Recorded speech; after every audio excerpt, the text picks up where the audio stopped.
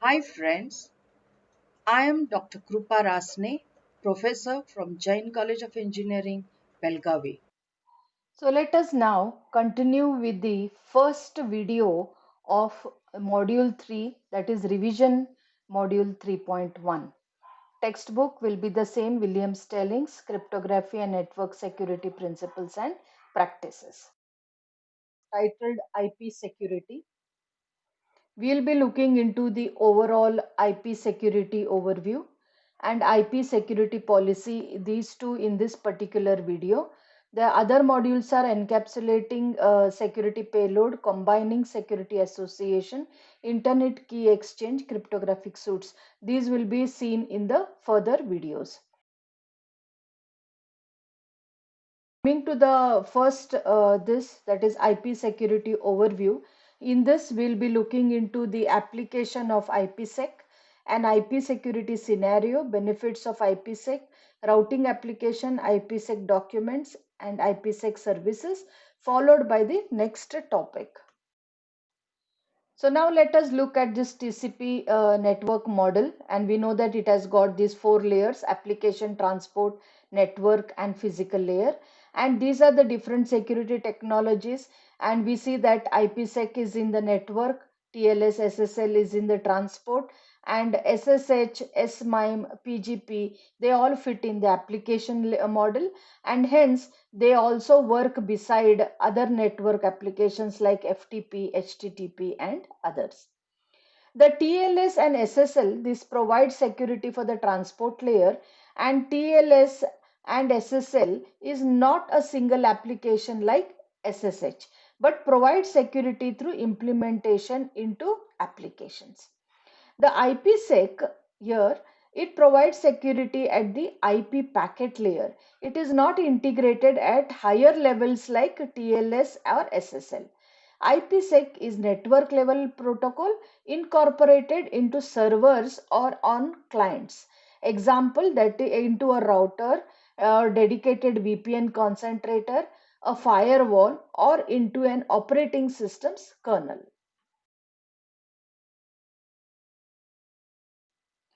IP security overview. Now, there was the need to secure the network infrastructure from unauthorized monitoring and control of network traffic, and the need to secure end user to end user traffic. To provide this security, the IAB, the Internet Architecture Board, in 1994 included authentication and encryption as necessary security feature in the next generation IP, which has been issued as IPv6. IP level security, it basically encompasses three functional areas, as we all know: authentication, confidentiality, and here we have another called as key management. IPsec specification now exists as a set of internet standards and has vendors now, and many vendors now have some IPsec capabilities in their products. IPsec is probably the most efficient and secured VPN solution. Applications of IPsec. Secure branch office connectivity over the internet. So these are actually the different applications of IPsec. So a company can build a secure virtual private network or VPN over the internet or over a public WAN, that is a wide area network, and reduce its need for private networks, saving cost and network management overhead. So second application is secure more access, remote access over the internet. So this is good for traveling employers. So an end user can make a local call to an internet service provider ISP and gain secure access to the company network. This reduces the cost of toll charges for traveling employees and telecommuters. Now, third application is establishing extranet and intranet connectivity with partners. So, business partners like that. So, IPsec can be used to secure, authenticate, and confidential communication with other organizations and provide a key exchange mechanism. So, it's possible.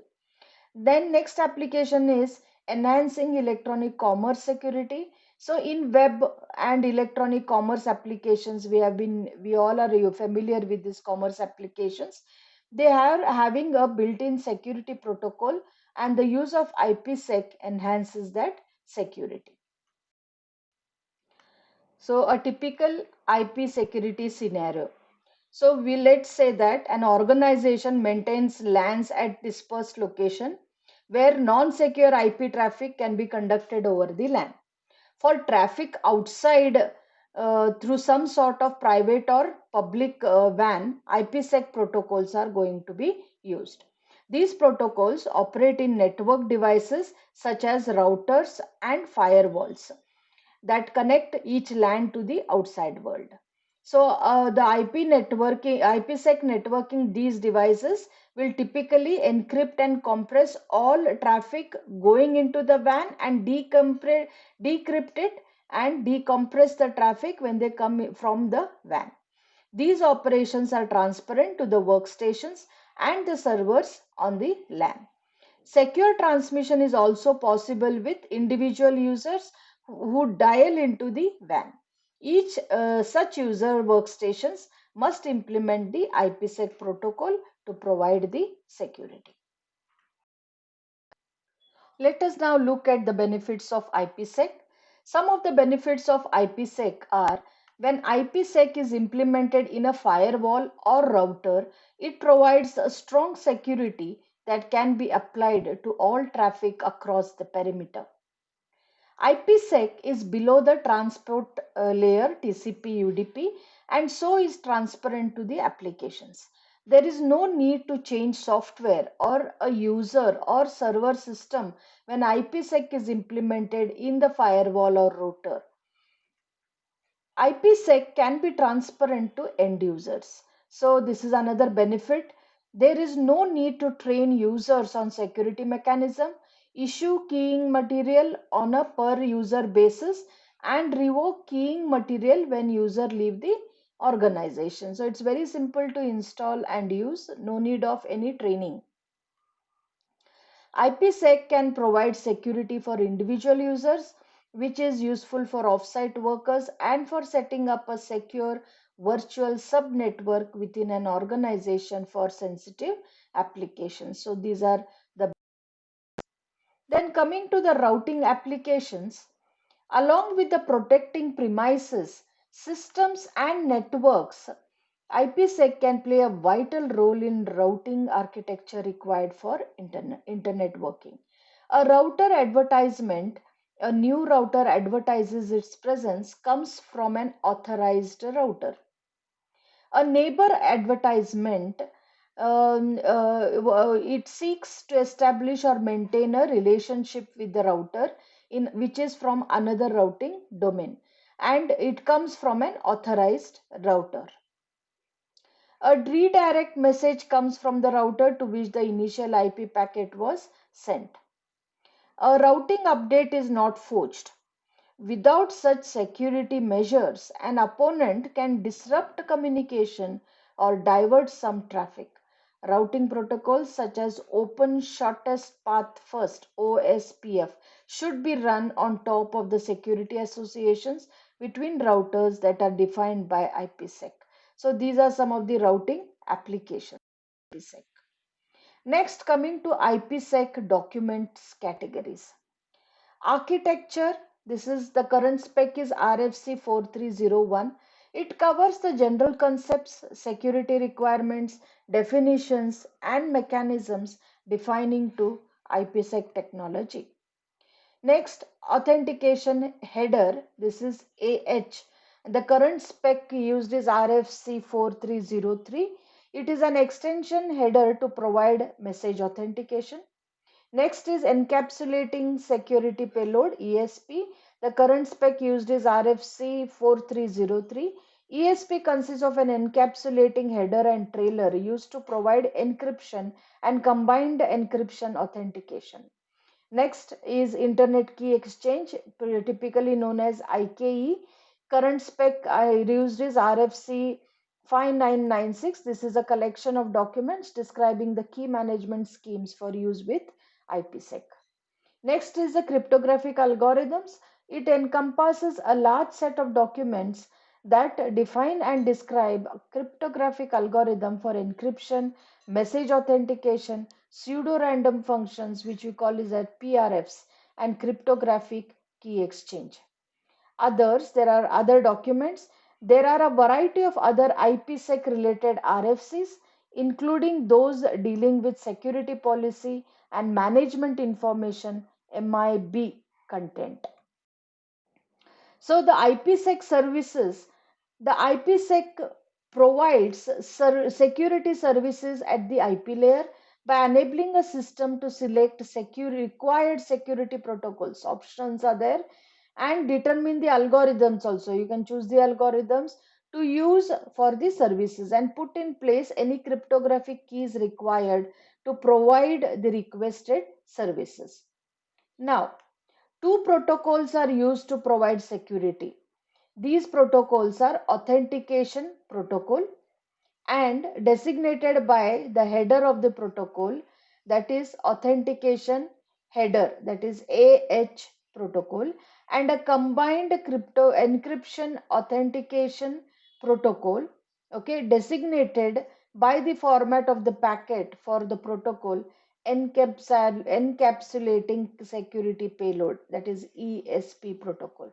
So this is a typical IP security, which basically consists of this ESP protocol and AH protocol, and along with the key management protocol. So they are going to give you the services, IPsec services. Now continuing with the IPsec services, RFC 4301, it lists the following services. That is, it allows this access control. It also deals with connectionless integrity. It deals with data origin authentication. And also it rejects rejection of replayed packets, a form of partial sequence integrity. And also it provides confidentiality in the form of encryption and limited traffic flow confidentiality. So let us now look into what we have covered so far. IP security. We have dealt with IP security overview, applications of IPsec, and IPsec security scenario. We have also looked into benefits of IPsec, the routing applications. Then we have seen the IPsec documents and IPsec services. Now let us look at transport and tunnel modes. What are these? And this will be followed by policy. Now coming to transport and tunnel modes. IPsec can protect data flow between a pair of hosts, that is host to host, between a pair of security gateways, that is from network to network, or between a security gateway and a host, that is network to host. So this is how the data gets protected during its transmission. So both AH and ESP, they both support two modes of use, transport and tunnel mode, depending on the requirements and implementation of IPsec. Use of each mode depends on the requirements and implementation of IPsec. So coming to transport mode provides protection primarily for the upper layer protocols, that is extended to the payload of an IP packet. Example include sorry Examples include TCP or UDP segments or an ICMP packet, all of which operate directly above IP in a host protocol stack.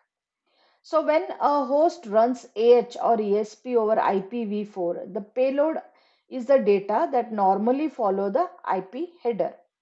ESP in a transport mode, it encrypts and optionally authenticates the IP payload but not the IP header.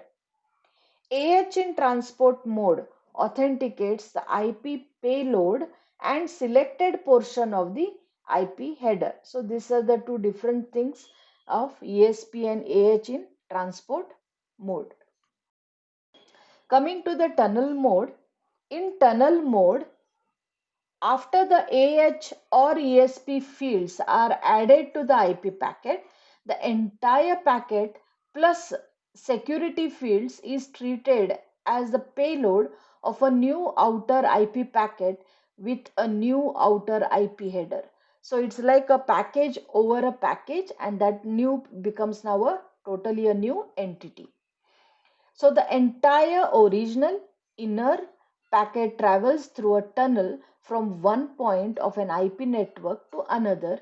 No routers along the way are able to examine the inner IP header. So this saves a lot of time, as well as security is there. Because the original packet is encapsulated, the new larger packet may have totally a different source and destination addresses, adding to the security. So example of a tunnel mode. Here is an example of how a tunnel mode IPsec operates.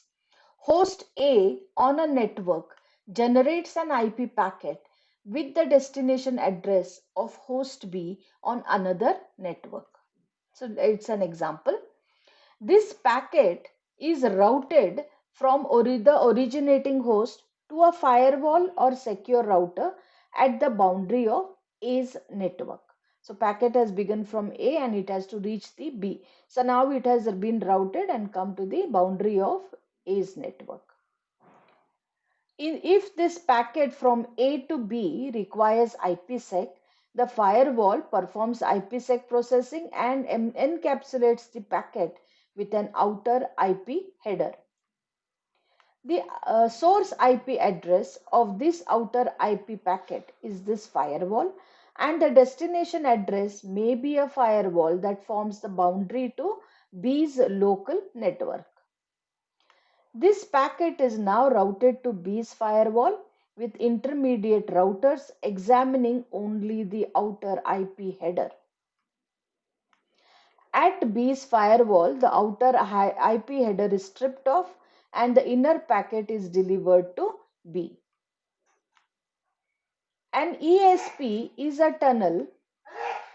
An ESP in tunnel mode encrypts and optionally authenticates the entire inner IP packet, including the inner IP header. AH in tunnel mode authenticates the entire inner IP packets and select portions of the outer IP header. So this is ESP in tunnel mode and AH in tunnel mode, how they work. So this is basically tunnel mode and transport mode functionality. So if you see, this is transport mode SA and this is the tunnel mode SA. So AH and ESP are shown here. So if it is AH, it authenticates IP payload and selected portions of IP header as told earlier, and IPv6 extension headers. In tunnel mode, with AH will authenticate the entire inner IP packet, that is inner header plus IP packet, IP payload, plus selected portions of outer IP header and outer IPv6 extension headers. For ESP in transport mode, it encrypts IP payload and any IPv6 extension headers following the ESP header. In tunnel mode, it encrypts entire inner IP packet. If ESP is with authentication, then encrypts IP payload and any IPv6 extension headers following the ESP header. Authenticates IP payload but not IP header. If it is in tunnel mode, ESP with authentication encrypts entire inner IP packet and also further authenticates inner IP packet. So IPsec tunnel mode, if you see, it is the default mode. With tunnel mode, the entire original IP packet is protected by IPsec.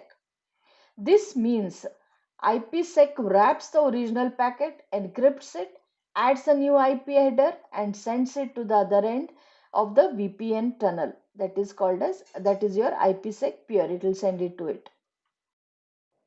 So we have been looking into the IP security. We have seen IP security overview, and we are going to see IP security policy also in this particular video. The remaining points will be dealt with in the next video. Security policies, security associations, and the associated databases. Security policies. The security policy is a rule that is programmed into the IPsec implementation that tells it how to process different datagrams received by the device. For example, the security policies are used to decide if a particular packet needs to be processed by IPsec or not. Those that do not pass AH and ESP entirely. If a security is required, the security policy provides general guidelines for how it should be provided and, if necessary, links to much more specific details.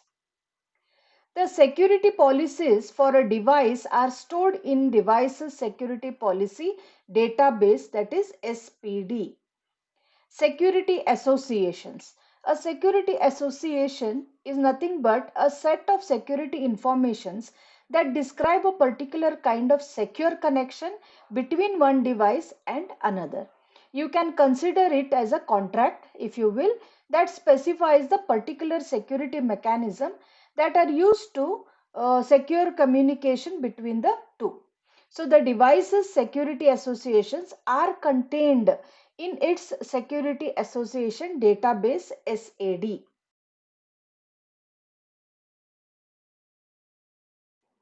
So IP security policies, we have seen IPsec architectures. What are security associates? We have to see security association database, SAD parameters, key management mechanism, security policy databases, SPD selectors, IP traffic policing, processing and processing model for outbound packet, processing model for inbound packet, and this is the IPsec architecture.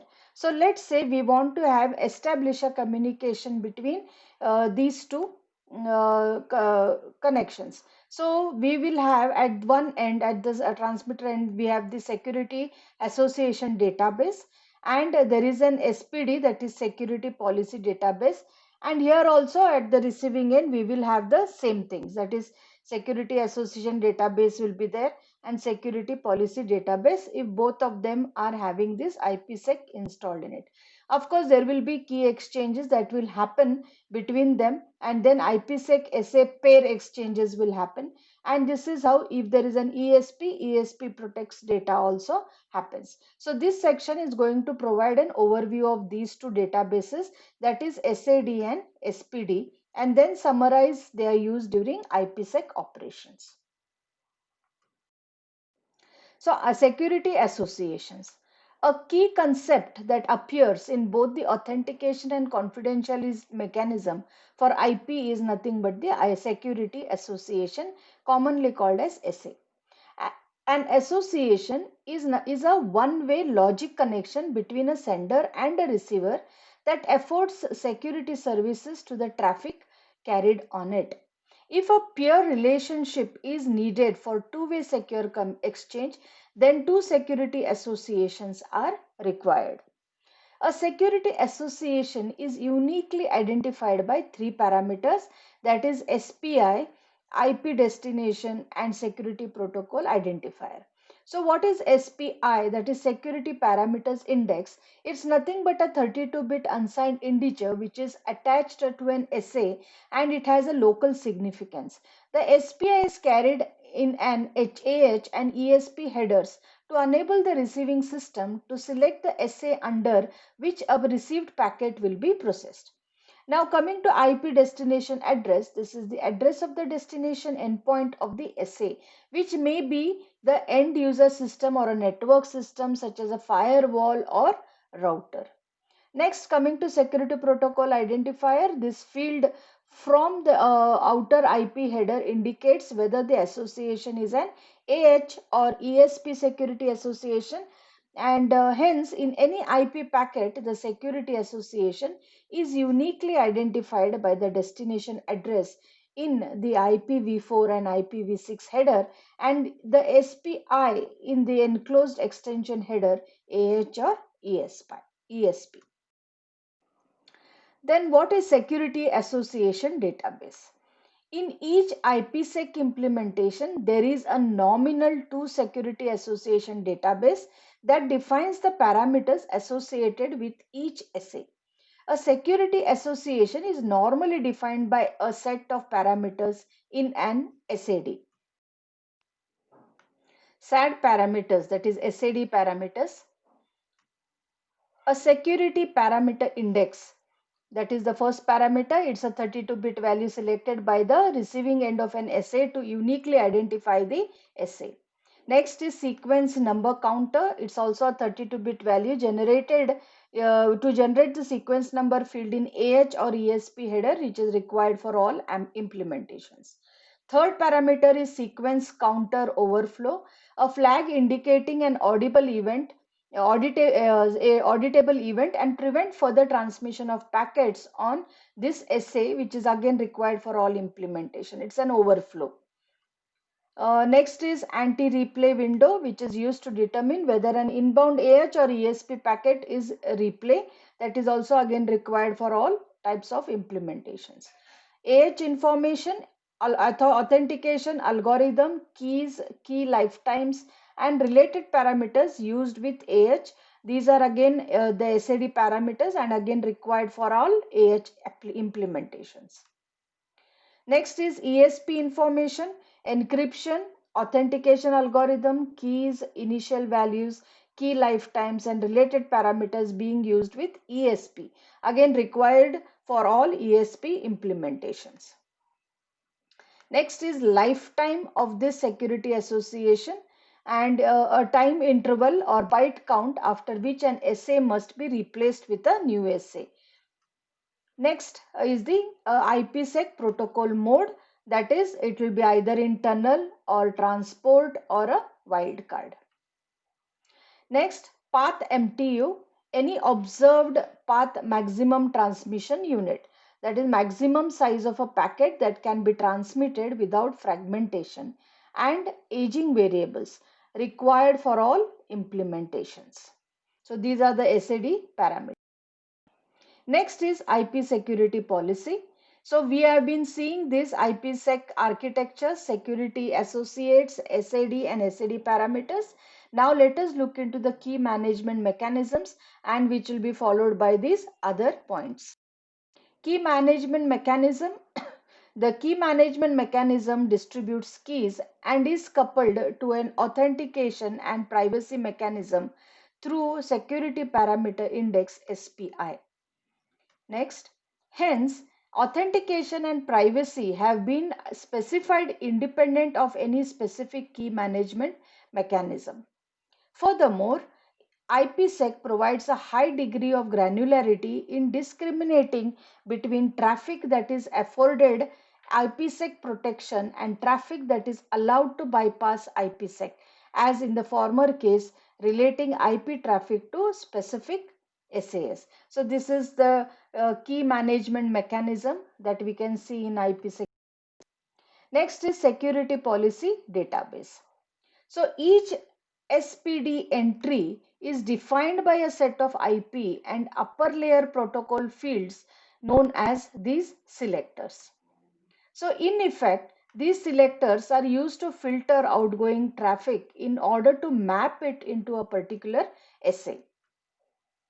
The outbound processing obeys the following general sequence for each IP packet. Now, compare the values of the appropriate field in the packet, that is the selector fields, against the SPD to find a matching SPD entry which will point to 0 or more SAs. Determine the SA if any of this packet and its associated SPI match. Do the required IPsec processing, that is if it is or ESP processing. Next is, let us look into what is SPD selector fields. First one is the remote IP address. This may be a single IP address and an enumerated list or range of addresses or a wildcard mask address. Second, local IP address. This may be a single IP address, an enumerated list or range of addresses or a wildcard address. Next layer protocol. The IP protocol header that designates the protocol operating over IP. If AH or ESP is used, then this IP protocol header immediately precedes the AH or ESP header in the packet. Fourth, name. a user identifier from the operating system. This is not a field in the IP or upper layer headers, but is available if IPsec is running on the same operating system as that of the user. Local remote ports. These may be individual TCP or UDP port values, an enumerated list of ports, or a wildcard port. Now let us look into the IP traffic processing. IPsec is executed on a packet by packet basis. When IPsec is implemented, each outbound IP packet is processed by the IPsec logic before transmission, and each inbound packet is processed by the IPsec logic after reception and before passing the packet contents on the next higher layer, example TCP or UDP. We look at the logic of these two situations in turn. The next slide, we'll see a figure which highlights the main elements of IPsec processing for outbound traffic. So this is the processing model for outbound packets. So a block of data from higher layers such as TCP is passed down to the IP layer, and an IP packet is formed, which is consisting of an IP header and an IP body. Then the following steps will occur. IPsec will search the SPD for a match to this packet. If no match is found, then the packet is discarded and an error message is generated. If a match is found, further processing is determined by the first matching entry in the SPD. If the policy for this packet is discard, then the packet is discarded. If the policy is bypass, then there is no further IPsec processing. The packet is forwarded to the network for transmission. If the policy is protect, then a search is made in the SAD for a matching entry. If no entry is found, then a key will be that is IKE is invoked to create an essay with an appropriate key, and an entry is made in the essay. The matching entry in the SAD determines the processing for this packet. Either encryption, authentication, or both can be performed, and either the transport or tunnel mode can be used. The packet is then forwarded to the network for transmission. So this is the processing model for outbound packet.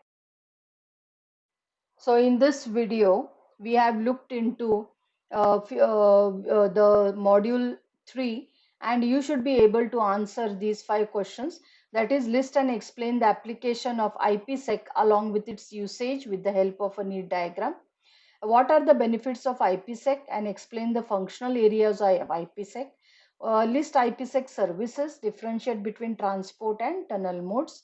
Explain IPsec architecture with a neat labeled figure, and also you should be able to explain the elements of IPsec processing for outbound and inbound traffic using appropriate figures. So thank you, and feel free to ask any questions.